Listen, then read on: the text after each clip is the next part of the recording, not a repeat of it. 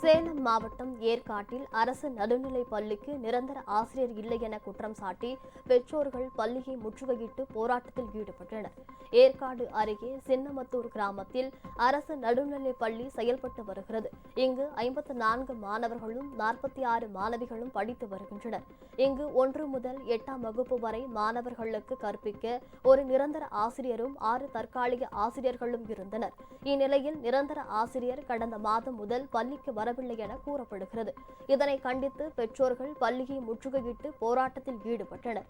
இதுகுறித்து அதிகாரிகள் பேச்சுவார்த்தை நடத்தியும் உடன்படாத பெற்றோர்கள் நிரந்தர ஆசிரியர்களை நியமிக்கும் வரை மாணவர்களை பள்ளிக்கு அனுப்ப போவதில்லை என கூறி பிள்ளைகளை பள்ளியில் இருந்து அழைத்து சென்றனர்.